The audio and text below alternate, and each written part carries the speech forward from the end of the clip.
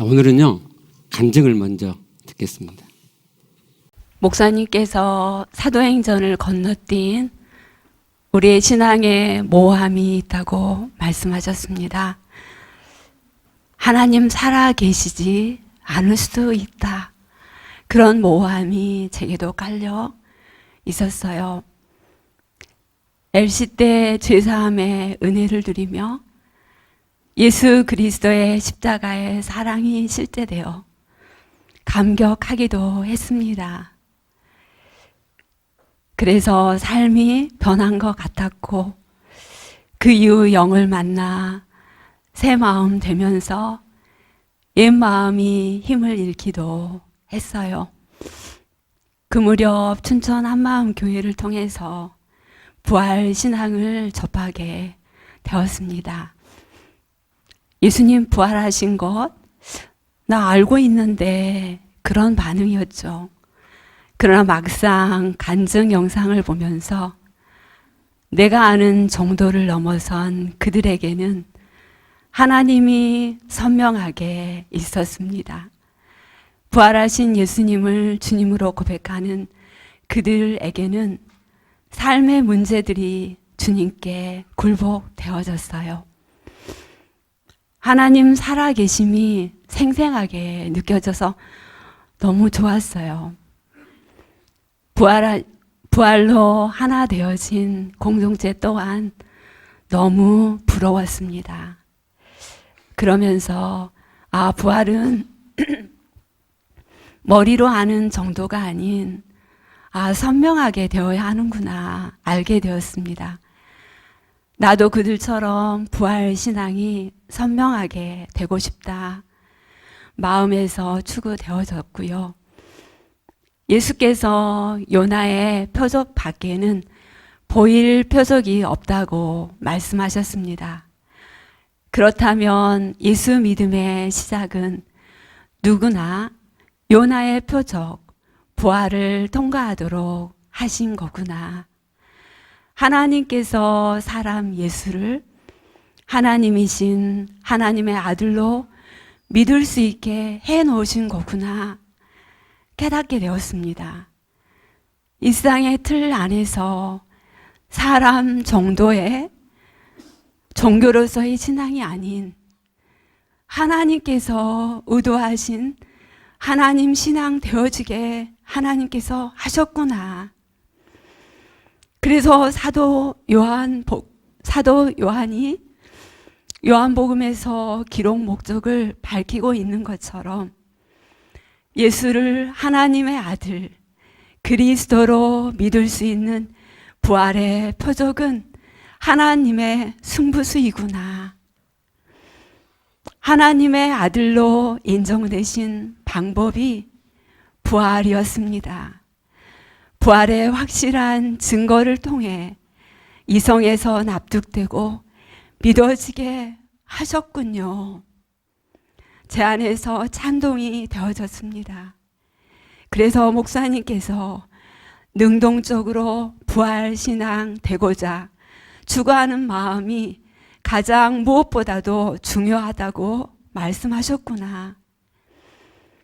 제가 맨 처음 부활을 접하면서 예수가 역사적 인물인가 따져볼 때 머리로 물론 알고 있었죠. 근데 예수님이 실제 존재했던 역사적 인물이구나 정말 실감되었습니다. 부활 수련회 때 저희 모두가 일반 고대 역사 자료를 통해 예수의 생애에 관한 기록을 확인했습니다. 예수님은 그리스 로마 신화에 나오는 신화적인 인물이 아니었습니다. 이 땅에 실제 사람으로 오신 사람 예수였습니다. 예수께서 보지 않고 믿는 자들이 복되도다 말씀하셨는데 전에는 이렇게 말씀하심에 보지 않고 믿는 것? 그게 무슨 복이 될까? 그렇게 생각했습니다. 그러면 예수님의 부활은 역사적인 사건인가? 진짜인가? 만약 예수께서 부활하신 것이 역사적 사실이라면 부활을 직접 눈으로 볼 수 없는 사람들에게 분명한 그 증거가 있어야 하는 거죠. 그 증거는 예수 부활을 직접 눈으로 봤던 증인들의 증언이어야 합니다. 그래서 그 증인들의 증언이 참인지 확인하면 예수 부활이 사실인지 거짓인지 알 수 있게 되는 겁니다. 그리고 예수 부활이 역사적 사실이라면 예수님은 하나님이십니다. 예수께서 십자가에 못 박혀 죽으시기 전에 3일 만에 다시 살아나실 것을 예언하셨습니다. 많은 표적을 행하셨어요. 그런데 사람이 한번 죽으면 끝이잖아요. 십자가에서 죽으신 예수님이 다시 살아나신다? 제자들은 단 한 명도 믿지 못했습니다. 그리고 자신들이 예수의 제자들이니까 죽을까봐 두려워 꼭꼭 숨었던 겁니다. 요한복음 20장 20절 말씀에 예수께서 오사 가운데 서서 이르시되 너희에게 평강이 있을지어다. 이 말씀을 하시고 손과 옆구리를 보이시니 제자들이 주를 보고 기뻐하더라. 제자들 앞에 부활 예언 말씀하신 그대로 다시 살아나신 겁니다. 예수가 다시 살아나셨어요. 세상에 이런 일이 있을까요? 와, 천지개벽할 일이 생긴 겁니다. 제자들은 자신들이 보고 있는 예수가 그 예수가 맞는지 확인했을 겁니다. 더 이상 사람 예수가 아니구나. 죽음에서 예수가 살아나셨구나. 얼마나 기뻤을까. 다시 살아나신 주를 보고 제자들은 기뻐 뛰었을 겁니다. 기쁨의 탄성이 터져 나왔을 겁니다. 제자들이 부활하신 예수 하나님을 본 겁니다.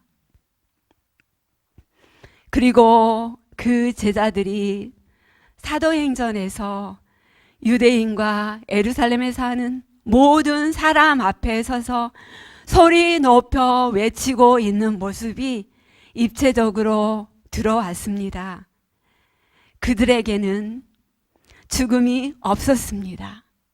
죽음을 정복한 겁니다. 죽음을 이기신 부활하신 예수님을 직접 봤기 때문입니다. 그들 또한 부활할 것을 자신들도 믿었으니까요. 사도행전 2장 32절 말씀입니다.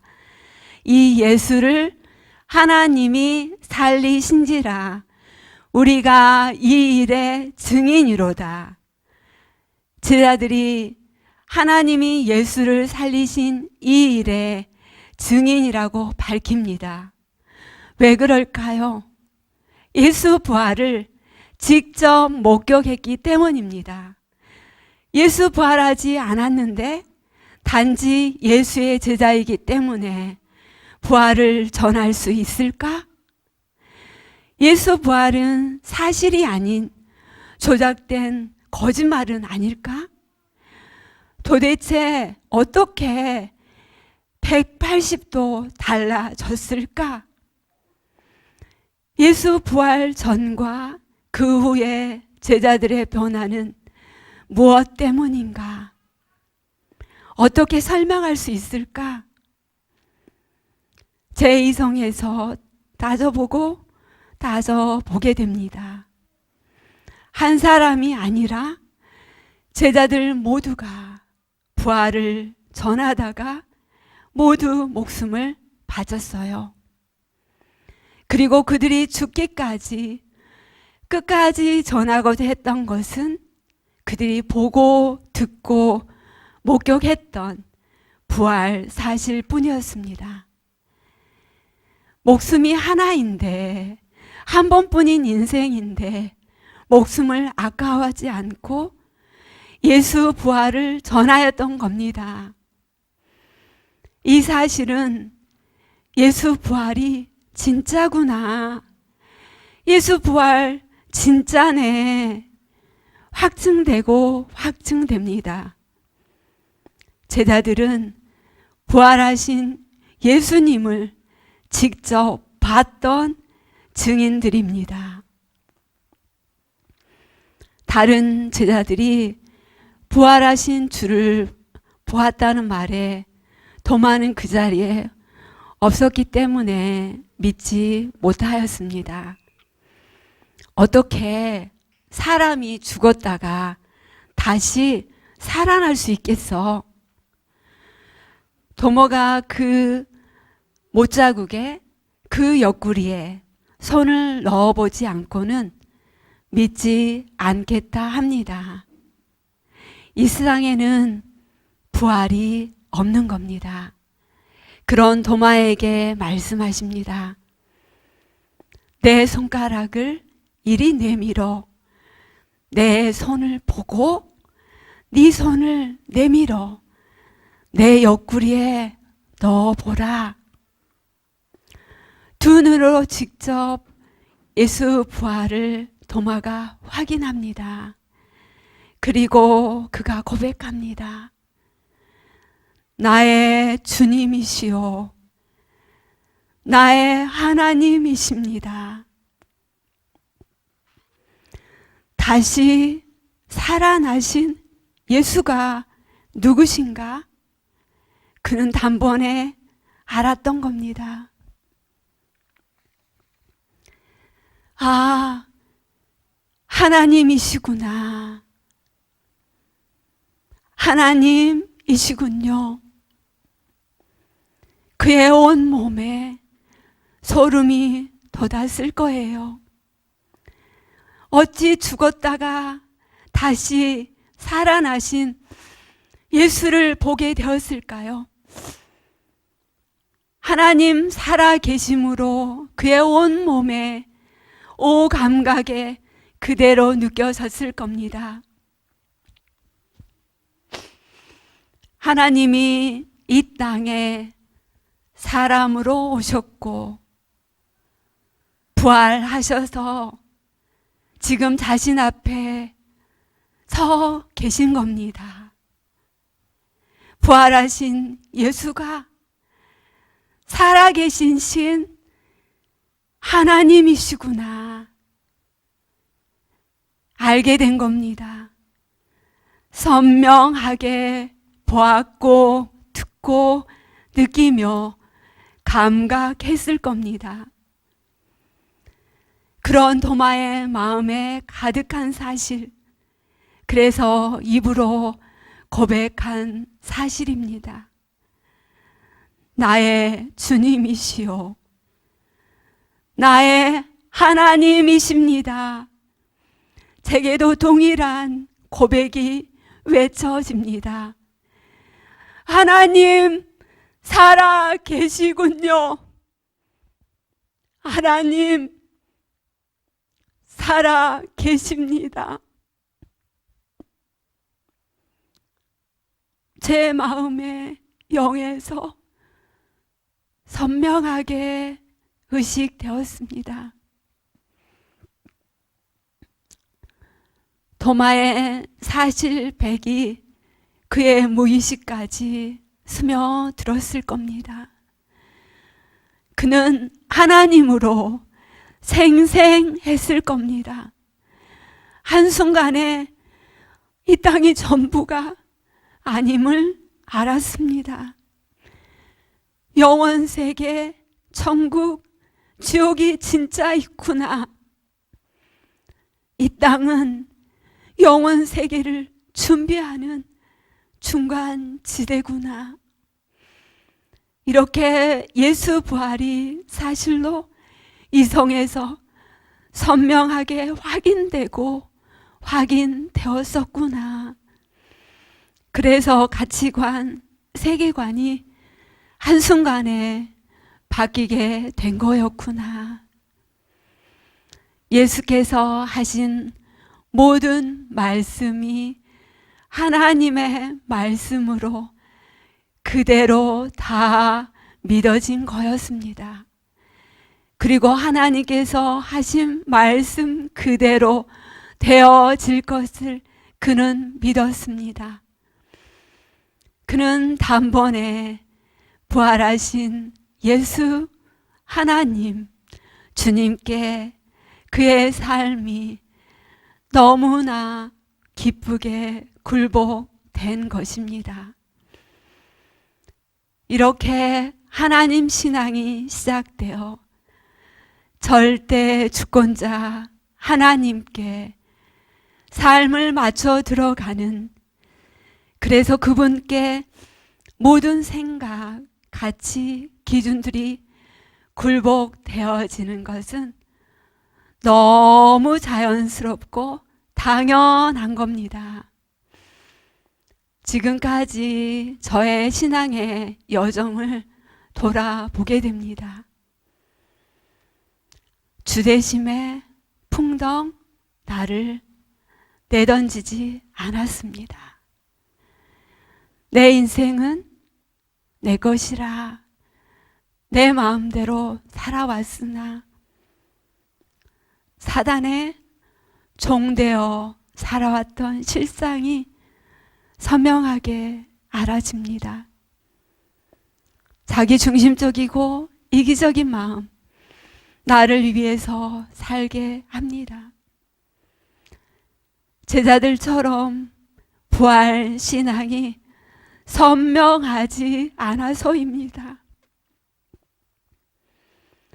행위적인 특성, 어릴 적부터 해내야 했던 옛 마음, 제가 주인 되어 잘해야지 그렇게 살아왔던, 저는 하나님 믿지 않는 자였습니다. 예수님을 주로 시인하며 주대심에 온전하라는 하나님의 말씀 그대로 다시 가져옵니다. 제 안에 종교성과 함께 버무러진 사단의 거짓된 마음이 드러나고 더 까발려집니다. 하나님께는 원수되어 적의를 가진 바로 가늠한 자입니다. 이렇게 사는 것 당연하지. 어느 정도로 믿는 것?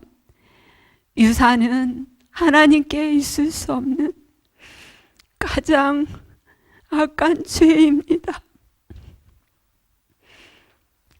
그분이 누구신지 도마의 고백을 통해 밝히 드러내 주셨습니다. 창조주 하나님, 살아계신 하나님을 믿을 수 있도록 부활 증거를 주셨습니다. 그런데 그분을 믿지 않는 것은 가장 근원적인 죄구나 알아집니다. 좌절하며 슬퍼하는 마음, 원함을 내리지 않는 것, 일상의 마음을 두는 것, 인정과 평가를 받으려는 마음, 전능자 하나님을 믿지 않기 때문입니다. 상황과 환경 속에서 기뻐하며 감사하며 하나님을 인정해 드리지 않음 또한 부활하신 예수 하나님을 인정해 드리지 않는 것입니다.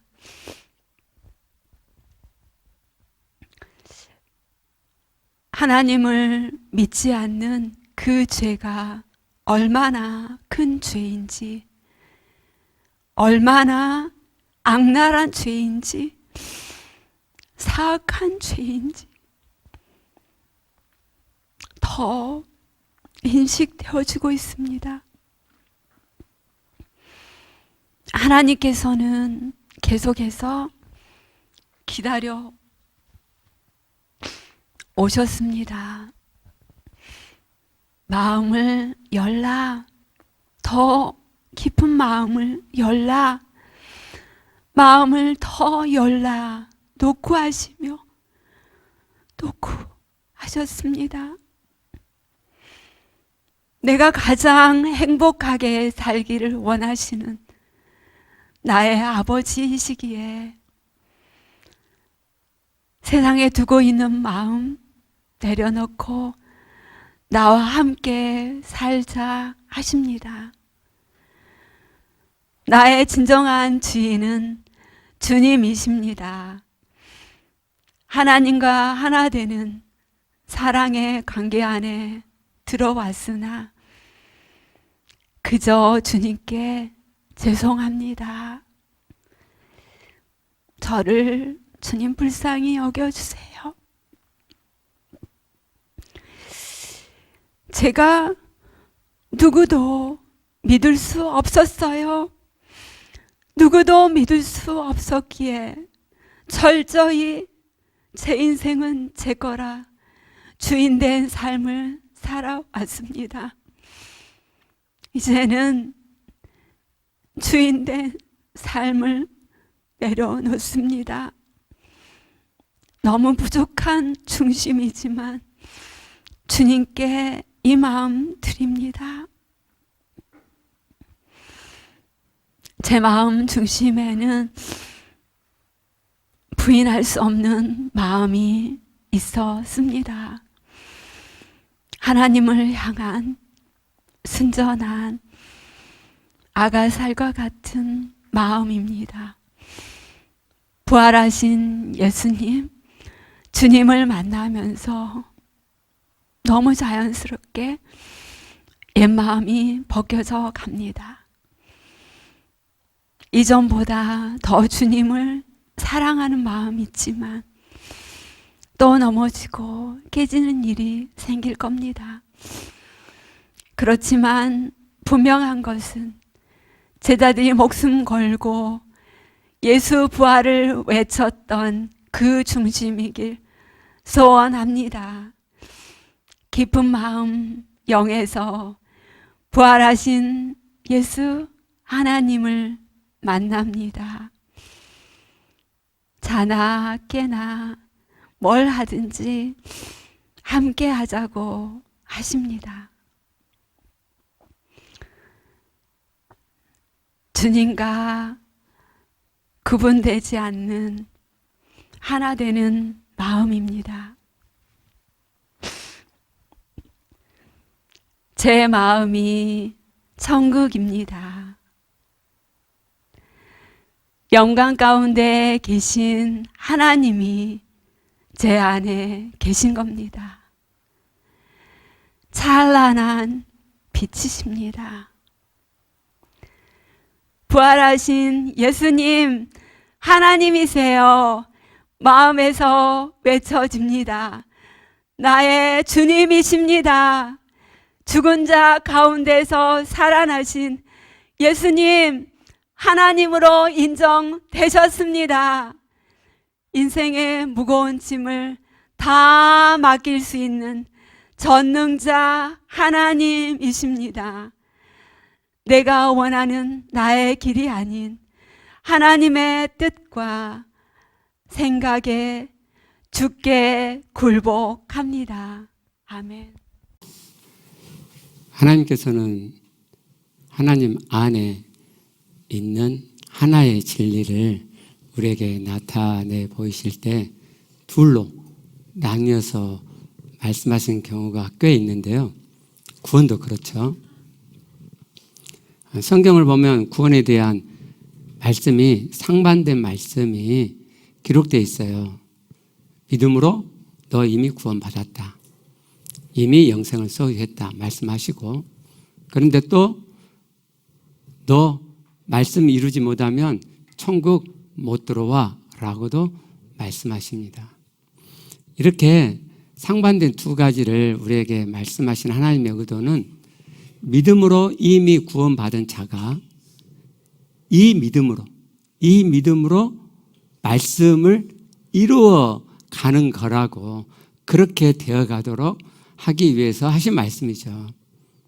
만약에 우리가 이런 정도의 믿음이 아니다. 그러니까 내가 믿음으로 구원을 얻었는데 그 믿음이 자연스럽게 말씀을 이루어가는 쪽으로 갈 만큼의 믿음이 아니다. 그러면 내 부족한 믿음을 내가 인식하고 말씀을 못 이루어가고 있으니까 인식하고 진짜 믿음을 일구고 키워 가겠죠. 그러면서 말씀 이름으로 되어져 가겠죠. 그러면서 우리는 여전히 부족해서 말씀을 어기고 범죄하고, 그렇지만 그 범죄함이 예수 그리스도의 피로 이미 다 죄값이 치러진 제사함 안에서 자유함을 갖고 말씀 이름을 이루어 가겠죠. 그렇게 하라는 거거든요. 근데요, 만약 우리가 이 두 가지 중에 한 가지 말씀, 우리에게 좋은, 믿으면 이미 구원받았고 영생을 소유했다라고 하는 말씀만 갖게 되면 구원이 보장된 것만 생각하기 때문에 사람들이 느슨해지고, 그러면 이 말씀 이름을 이루어가지 안 해도 되는 것처럼 그렇게 나태하게 느슨해진단 말이죠. 그래서 하나님께서 그러지 않고 늘 깨어 근신하여 말씀을 이루어가도록, 너 그러면 천국 못 들어와, 이렇게 말씀하는 거예요. 제가요, 군대에 가면 쫄병 때는 내무반 청소해야 되잖아요. 늘 고참들이 의식이 되죠. 근데 사람이 참 이상한 게요, 한번 집합을 당하잖아요. 고참들이 그러는 거예요. 아, 이 자식들이 이거 완전히 풀어졌구만. 그러면 집합을 한번 해야지 하고 집합을 해요. 그리고 이제 빠따 때리고 막 그런단 말이에요. 저 때까지 빠따가 있었어요. 그러면 이제 정신이 이제 빠릿빠릿해지죠. 그냥 뭐 조금이라도 어지러지고 뭐 한 거 있으면 그냥 당장 눈에 보자마자 막 이렇게 치우고 그러잖아요. 그런데 한 달, 두 달이 지나잖아요. 정리할 것이 보이는데요, 이상하게요, 풀어져가지고 잘 안 움직여져요. 이따 하지. 그러면서 어디까지 가느냐, 야, 이러다가 또 집합 실행된다, 이런 것을 이렇게 예감하면서도 몸이 안 움직여요. 그러면 대체나, 야, 몇 시에 어디로 집합해? 그럼 이제 고참들이 저를 이뻐했기 때문에 저를 잘 안 때리려고 그래요. 우리 그 단체 기합이잖아요. 그러니까 조금 덜 아프게 너도 맞아야 돼, 그러면서 이렇게 맞아요. 그 다음 날은요, 아주 빠릿빠릿하게 엉덩이 네 반에 붙일 틈이 어디 있어요. 그냥 그렇게 돼요. 사람이 그런다. 우리를 만드신 하나님이 우리를 잘 아시죠. 그러니까 너 믿음으로 이미 구원받았어, 너 영생을 소유했어, 한 번 구원은 영원한 구원이야 라고 보장하는 말씀만 하시면, 그럼 우리가 느슨해져요. 그게 사람이란 말이죠. 하나님은 그걸 아시고, 너 그렇게 말씀 안 이루면 너 천국 못 들어와. 그럼 우리가 이제 근신하잖아요. 막 정신 바짝. 그게 구원을 두 가지로, 상반된 두 가지로 말씀하신 하나님의 의도예요. 오늘은 하나님의 구원의 본질, 그 핵심을 말씀드리려고 합니다. 여러분, 하나님의 구원의 본질, 그 핵심은 뭐라고 생각하세요? 하나님의 구원의 본질, 그 핵심은요, 내 밖에 계신 하나님을 만나서 그 하나님을 내 안에 모시고 그래서 내 안에 계시는 하나님을 만나고 또 만나고 만나는 거예요. 이게 성경에서 말씀하는 구원이에요. 생명이라고 하는 의미만 우리가 생각해 봐도 구원의 핵심이 바로 이거구나 하는 걸 알 수 있죠. 자, 생명은 살아있음이라는 의미죠. 그럼 하나님의 생명이라는 의미는 하나님 살아계심, 하나님 있으심, 이러면 죄송하니까 하나님 살아계심이라는 의미죠. 그러면 우리가 부활하신 예수 그리스도를 내 안에 영접하고 모셔드림으로 부활하신 예수 그리스도 곧 하나님이 삼일체 하나님이 내 안에 계시게 됐잖아요. 그게 하나님의 생명 내 안에 있음이죠. 하나님 내 안에 살아 계시잖아요. 그러면 요한복음 10장 10절에서 예수께서 이 땅에 오신 목적은 우리로 하여금 생명을 얻게 하고 그 생명이 더 풍성히 얻어지도록 하기 위해서 오셨다 그랬는데, 그러면 내 안에 하나님의 생명이 있는데 이 생명이 풍성해지려면 어떻게 하면 되느냐? 하나님 살아계시면 풍성해지면 되죠. 내 안에 계신 하나님 살아계시면 어떻게 풍성해지느냐? 내가 내 안에 계신 하나님을 또 만나면 하나님 살아계시면 내 안에서 실제로 더 풍성해져 가는 거죠. 그러니까 구원은 내 안에 하나님을 모시고 하나님을 만나가는 거란 말이에요. 생명의 의미만 봐도 우리가 알 수 있어요. 천국의 의미를 보아도 우리가 구원의 본질이 바로 이것임을 알 수 있죠. 자, 천국은 장소적인 개념이 아니죠. 하나님께서 천국이라는 장소를 만들어 놓고 여기가 천국이 아니라 그게 아니고 하나님이 계시는 곳이 천국이죠. 자, 계시록 21장 3절 4절로 가봐요. 자, 천국이 어떤 곳인지를 잘 알 수 있는 새하늘과 새 땅 거룩한 성 새 예루살렘을 기록한 말씀이죠. 보라, 하나님의 장막이 사람들과 함께 있음에 하나님이 그들과 함께 계시리니. 천국이 어떤 곳이에요? 하나님이 함께 계시는 곳이에요. 그들은 하나님의 백성이도 하나님은 친히 그들과 함께 계셔. 또 반복이 나오잖아요. 그래서 4절에서 말씀하는 사망, 애통하는 것, 곡하는 것, 아픈 것이 없는 거죠. 왜요? 하나님이 계시는 곳이니까. 그래서 하나님의 아들 곧 하나님께서 이 땅에 오셨을 때 예수께서 마태복음 4장 17절에 천국이 가까이 왔느니라 말씀하신 거죠. 왜죠? 하나님이 이 땅에 오셨으니까. 가까이 왔단 말은 이미 임하여 있다는 의미라고 그랬죠. 저 현재 완료예요. 그런데 하나님의 아들 곧 하나님이 이 땅에 오심으로 이 땅에 천국이 시작됐는데 그 하나님의 아들이 십자가에서 피 흘려 죽으시고 우리의 죄값을 지불하시고 부활하셨고 내가 그 부활하신 예수 그리스도를 내 안에 영접하여 모셔드림으로 예수 그리스도의 영이 부활하신 예수 그리스도께서 당신의 영으로 내 안에 들어와 계시죠. 내 안에 하나님이 계신다 이 말이에요.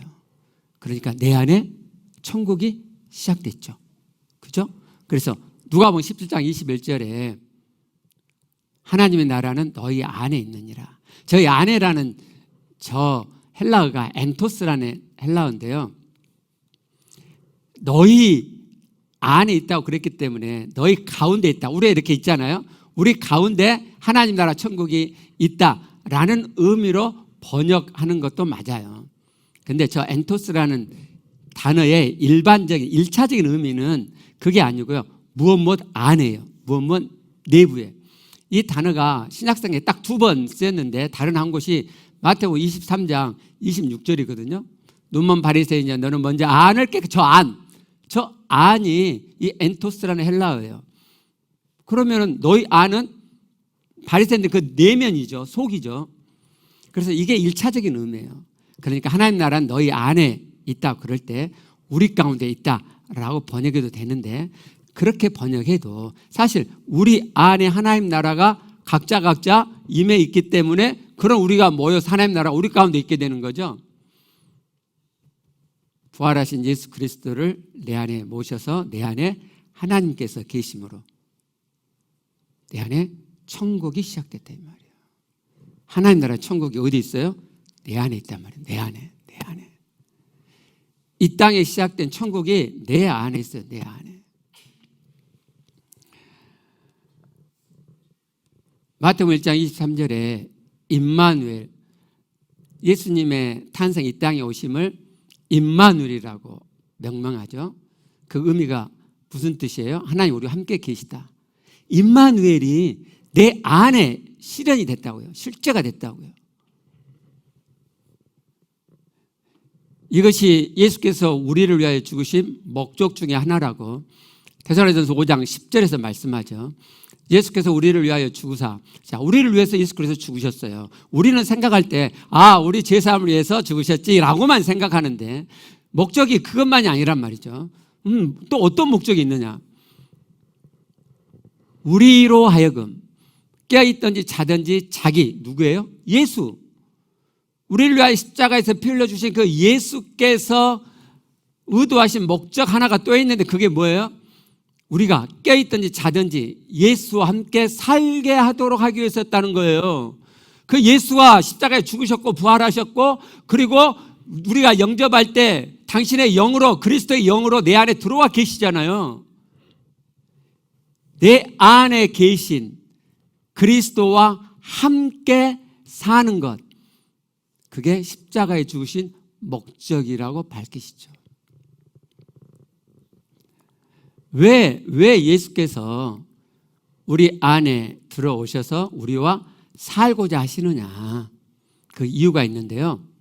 먼저 그 이유를 알아보기 전에 이 진리를 예수께서 이 땅에 계실 때 죽으시고 부활하시고 승천하시기 전에 얼마 앞두고 하신 말씀을 먼저 보죠.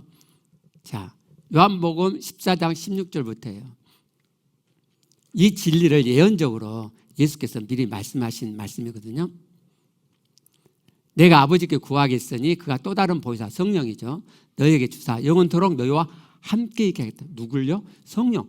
성령을 구하셔서 우리에게 있게 하는데 그 성령이 우리와 함께 영원토록 있도록 하도록 하기 위해서 구하신다는 거예요. 그리고 17절 뒤를 보면 그는 성령이죠. 너희와 함께 거하시며 또 너희 속에 계시겠습니다. 성령이 우리 안에 계신다 이 말이에요. 18절 내가 너희를 고아와 같이 버려두지 아니하고 너희에게 오리라. 여기서 나는 예수거든요. 성령을 구해서 보혜사 성령이 너희 안에 있게 할 거야. 영원토록. 그리고 대뜸 근데 내가 너희에게로 올 거야. 그건 무슨 말씀이에요? 성령으로 예수께서 십자가에 피 흘려 죽으시고 부활하신 다음에 그리고 우리 성령으로 성령이 우리 안에 오실 때 그 성령으로 우리 안에 오시겠다고 말씀하는 거죠. 그래서 20절 그날에는 그렇게 되는 날에는 내가 아버지 안에 너희가 내 안에 내가 너희 안에 있는 것을 너희가 알리라. 예수님은 하나님 아버지 안에 계시죠. 그렇죠? 너희가 내 안에 내가 너희 안에. 우리가 예수님을 영접함으로 성령께서 내 안에 와 계시죠. 그러면 내 안에 예수 그리스도께서 계심이잖아요. 내 안에 계신 그리스도 안에 내가 있게 되고 그때 그리스도는 내 안에 계신 그리스도는 내 안에 있는 것을 너희가 알리라 이렇게 말씀해요. 그런데 저 안다는 말은 굉장히 신약성경에 많이 나오는 흔한 단어예요.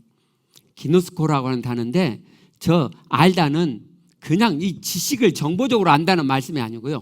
경험하여 안다는 말이에요. 경험하여. 그럼 우리 예수 그리스도 영접했잖아요. 그러면 내가 경험하여 알아야죠. 내 안에 그리스도가 계신 것을 경험하여 알아야죠. 지식이 아니고. 왜 경험하여 알지 못하냔 말이죠. 왜? 만나지 않기 때문에. 내 안에 예수 그리스도를 모셔만 놓았지 만나지 않기 때문에 내 안에 계신 그리스도를 경험하여 알지 못하는 거예요. 그래서요, 예수님께서는 내 안에 거하라, 머물러라 라고 말씀하셨어요. 요한복음 15장 4절 말씀을 봐요. 내 안에 거하라, 머물러라 이런 뜻이에요. 나도 너희 안에 거하리라. 우리가 내 안에 계신 그리스도 안에 들어가서 내가 머물렀을 때 내 안에 계신 그리스도께서 내 안에 머금이 된단 말이죠. 그래서 내가 경험하여 아는 거예요. 그럴 때 그 뒤는 이제 부정적으로 이렇게 말씀하죠. 포도나무가 붙어있지 않으면 무슨 뜻이에요? 너희가 내 안에 머물지 않으면 너희는 스스로 열매를 맺을 수 없어 라고 말씀하는 거죠. 그리고 5절에 가보면요, 다시 바꿔서 긍정적으로 이렇게 말씀하세요. 나는 포도나무여 너희는 가지라. 그가 내 안에. 다시 말씀하죠. 우리가 내 안에 계신 그리스도 안에. 그러면 그리스도는 내 안에 거하신다겠죠? 내가 그 안에 거하면 사람이 열매를 많이 맺나니. 그리고 또 부정적으로 한 번 더 말씀하세요. 나를 떠나서는 너희가 아무것도 할 수 없음이라. 아무것도. 다시 경고하시는 거죠. 내 안에 계신 그리스도 안에 머물러 살지 않으면 내 안에 살러 오신, 나하고 살려고 그리스도가 내 안에 들어오셨는데 내가 그 그리스도와 함께 살지 않으면 그러면 우리가 열매를 맺을 수 없단 말이에요. 아무것도 할 수 없어요. 저 아무것도 말이 nothing이라면 nothing. 내 안에 계신 그리스도를 내가 만나지 않고 이 땅에 어떤 삶을 살고 신앙생활 어떤 것을 해도 그건 하나님께 아무런 의미가 없어요. 그건 열매가 아니란 말이죠. 나의 어떤 행위일 뿐이지. nothing이 돼버려, nothing이.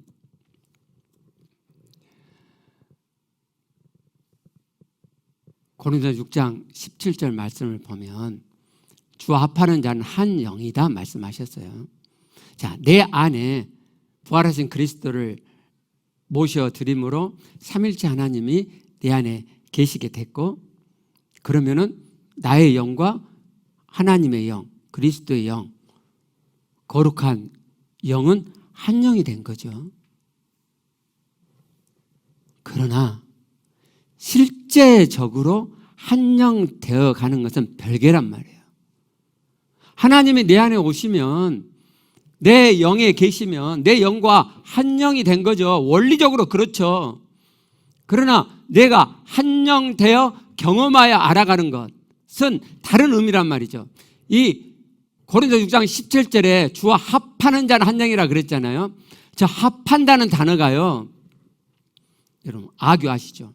요즘 애들은 아교 모르는가? 옛날에 그 아교 있잖아요. 딱 접착할 때, 그렇죠? 우리 태순이는 잘 알아요. 원래 처음에 그 일 했거든요. 완전 강력 접착제예요. 당시. 지금은 더 강한 접착제가 나와갖고 그러는데, 아교라는 단어에서 나온 단어예요. 그러니까 아교처럼 살짝 달라붙인다 이 말이에요. 주와 합하는 자. 내 안에 그리스도가 들어오셨는데, 주님이 내 안에 계시는데 그 주님을 만남으로 찰싹 달라붙어 합하는 자. 그 자는 한 영이다 이렇게 말씀하는 거예요. 그러니까 이론적으로 원리적으로 합하는 자는 한 영이다 이런 말씀이 아니고, 물론 조금 전에 드린 말씀대로 우리 안에 하나님이 들어오심으로 원리적으로 한 영이 됐죠. 그러나 내가 내 안에 계신 하나님을 만나고 또 만남으로 정말 실제적으로 한 영 되어가는 거예요. 여러분, 그렇기 때문에 우리가 신앙의 행위들을 많이 하는데 하나님 만남으로 하는 것이 중요해요. 어떤 신앙의 행위를 하는 게 아니고, 우리가 말씀 생활을 한다, 기도 생활을 한다 가 중요한 게 아니고, 내가 그 말씀 생활을 하면서 내 안에 계신 하나님을 만나는 말씀 생활을 하느냐, 내가 기도를 하면서 내 안에 계신 하나님을 만나는 기도를 하고 있느냐 하는 것이 중요하단 말이죠. 그래서 우리가 하나님께 간구하는 기도도 내 안에 계신 하나님, 저 멀리 계신 하나님만이 아니고, 아니, 하나님은 하늘나라에 계시죠. 영이시잖아요. 근데 그 하나님이 당신의 영으로 내 안에도 들어와 계신단 말이에요. 그러니까 이제 내가 어떤 간구하는 기도를 해도 내 안에 계신 하나님을 인식하고 느끼면서 그 아버지께 내가 부탁드리는 거죠. 간구하는 기도도 그렇게 할 뿐만 아니라 아예 어떤 간구하는 기도도 안 하고, 우리가 하나님을 계속 만나가시잖아요. 하나님의 생명이 깊어지고 풍성해지잖아요. 그러면 간구하는 기도 별로 안 나와요. 그러면 그냥 내 안에 계신 하나님, 삼일째 하나님을 만나는 시간만 갖는 거예요. 기도를 내 안에 계신 하나님을 만나고 느끼고 인식하고 그분 안에 머무는 시간, 내 안에 계신 주님 안에 들어가서 가만히 머물고 있는 거예요. 우리가 그 기도를 마음 기도라 그렇게 하기로 했죠. 주님이 내 안에 머물러라 말씀하셨잖아요. 바쁘시죠? 그런데요, 우리가 이런 시간을 갖지 않잖아요. 그러면 본질의, 구원의 본질인, 구원의 핵심인 하나님 만남이 실제되질 않아요. 하나님 내 안에 계시는데 하나님 만남을 내가 실제로 안 하기 때문에 내 안에 계신 하나님 생명이, 천국이 실제되지 않는다니까요. 그러면 내 안에 계신 하나님, 내가 생명을 소유해서 내 안에 천국이 시작됐어, 다 지식이고 이론일 뿐이죠. 실제되지 않고 풍성해지지 않고, 그러면 내 마음에, 내 삶에 아무런 영향력이 없죠. 우리의 신앙이 안고 없는 찐빵 신앙이 되는 거예요. nothing이 되는 신앙이 되는 거예요. 그러면 하나님께서 성경 말씀 통해서 구원을 너희가 받았고 구원을 이루어 가라고 했는데 현재 이루어 가고 있는 구원이 별로 없어요. 제대로 안 되고 있어요. 그러면 미래 우리의 구원이 불투명해지죠. 하나님께서 우리에게 믿음으로 구원을 주신 이유, 네 믿음만으로 너는 영원한 생명을 소유했어 라고 확증 지어준 이유가 그 믿음으로 말씀을 이루어 가라고 하신 건데, 우리가 이 말씀만 붙잡고 이 확증만 붙잡고 느슨해져서 말씀을 이루어가지 않아요. 하나님께서 기대하시는 바는, 말씀을 이루지 내가 못하고 있구나, 내 믿음이 아직 진짜가 아니구나, 내 믿음 안에 부족하고 거짓된 믿음이 있는 거구나 라는 것을 말씀을 통해서 깨닫고 진짜 믿음을 일구어 가면서 말씀 이름을 이루어 가라고 하시는 건데, 아주 허접한 미흡한 믿음으로 구원을 얻어 것만 주장하고 있게 되면 구원 이루어 가면 안 되고, 그럼 미래의 구원도 자신할 수 없게 되는 거죠. 여러분, 우리 안고 있는 찐빵 신앙 되어 가시게요. 구원의 본질, 구원의 핵심을 이루어가는 진짜 신앙, 그래서 하나님의 생명이, 하나님의 천국이 우리 안에 이루어져가는 신앙 되시게요. 마지막으로 굉장히 중요한 말씀을 오늘 드리려고 해요. 여러분이 이제 이런 설교를 듣고 이제 그래, 내 안에 계신 하나님 만나, 바쁘지만 내가 시간을 내서 내 안에 계신 하나님 내가 만나야지 라고 이렇게 만나가 보시면 하나님의 생명이 여러분 안에 실제 되어지고 점점 깊어지고 풍성해질 거예요. 그리고 여러분 안에 천국이 실제로 맛보아지고 누려지고 그 천국이 점점 깊어지고 풍성해져 가게 될 거예요. 근데요, 한계가 올 때가 있을 거예요.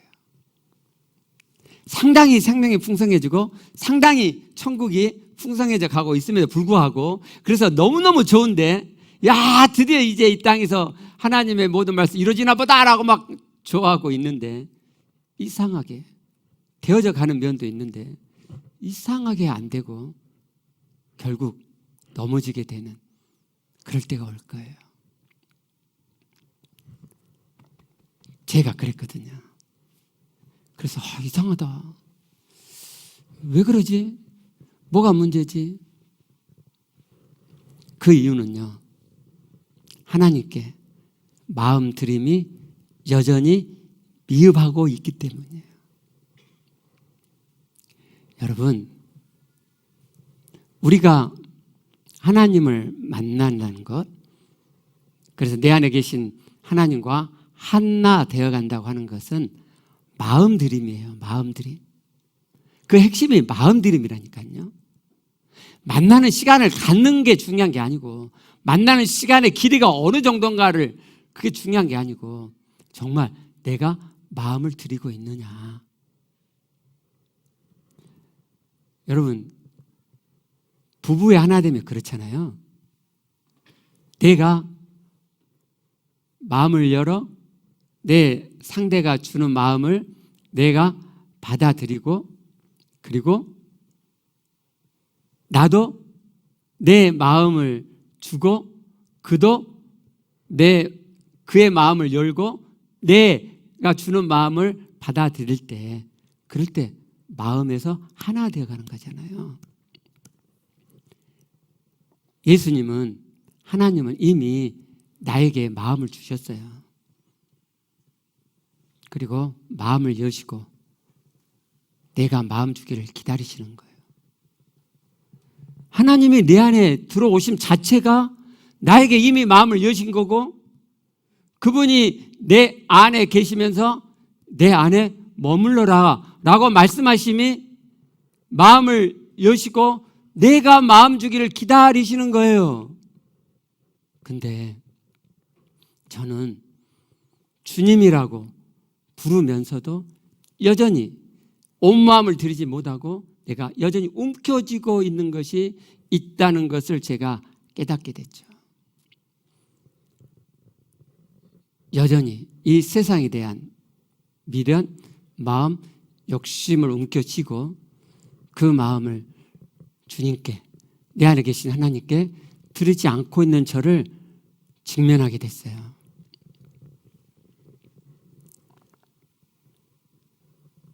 마태복음 22장 37절을 보면 이렇게 말씀하죠.